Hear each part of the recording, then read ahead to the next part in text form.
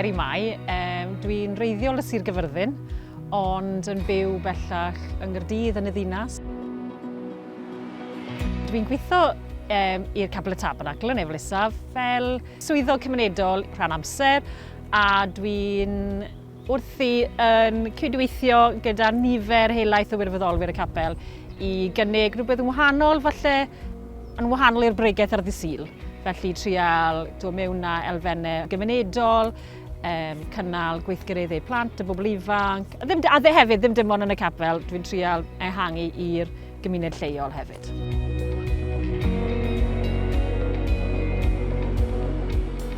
Mae'n capel eitha unigryw, os does na ddim pregethwr parhaol dan nhw. Maen nhw wedi gwneud y capel mewn i fod yn elusen. Felly maen nhw wedi cael grant o'r annibynwyr dan y teitl Arloesi a Buddsoddi. Ar ddydd Sul, dwi'n rhedeg clwb ieuenctid, sef y twmied. Os mae unrhyw yn nabod unrhyw beth am Capel y Tabernacl, mae'r twmied wedi bod mynd ers blynydde a dwi jyst yn parhau y gwaith ardderchog oedd ma'n barod. Ond dwi hefyd wedi gweld oedd na bwlch o bobl ifanc, oedd ddim yn ysgol uwchradd, ond ysgol gynradd, oedd methu mynellu'r ysgol Sul oherwydd nhw'n wario rygbi a pêl-drod. Felly dwi'n gwneud y twmied ar gyfer yr ysgol uwchradd, ond dwi hefyd nawr yn gwneud y twmied bach ar gyfer yr ysgol gynradd blwyddyn 5 a 6. So mae hwnna ar ddydd Sul. Ar ddydd Mawrth, fel rhan o'r gymuned, yn ni wedi dechrau bore coffi. Mae hwnna'n agored i unrhyw un. A mae hwn yn lle da dwi'n teimlo i fynd iddo fe. Dwi'n gyfrifol unwaith y mis, ond hefyd dwi'n cael siarad â'r bobl yn y gymuned, bobl falle sydd ddim yn dod i'r capel, a dwi'n gallu sgwrsio am pethau dwi'n neud, neu os mae syniadau dyn nhw, sut maen nhw'n gallu helpu. A mae nifer yn gweud, falle hwnna yw'r unig bobl maen nhw'n gweld yn ystod yr wythnos, yw'r bobl yn y bore coffi.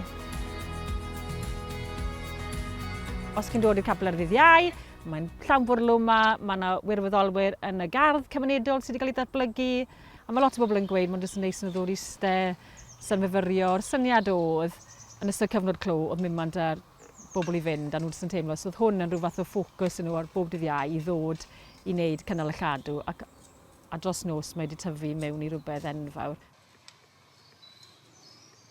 Fi'n credu tua 8 randir sy'n yma, a wrth gwrs mae'n tynnu lot o bobl mewn o'r pentre, pobl falle na fydde'n dod i gapel. Ond maen nhw'n cael sgwrs gyda ni fel aelodau'r capel ac yn ffindio mas mwy'r gwaith i ni'n wneud. Yn aml mae sgiliau dyn nhw neu pethau dyn nhw i gyfrannu sy'n gallu helpu gwaith y capel.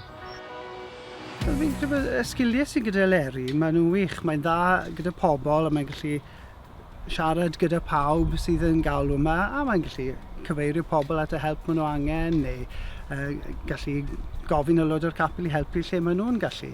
So mae'n gwneud gwaith da fel yna, mae'n tynnu'r plant mewn i gweithio gyda'r oedolion yn yr ardd, felly mae'n tynnu'r oedrannau at ei gilydd hefyd fel ni, achos mae'n gwybod beth sy'n mynd mlaen gyda phawb yn dyfa.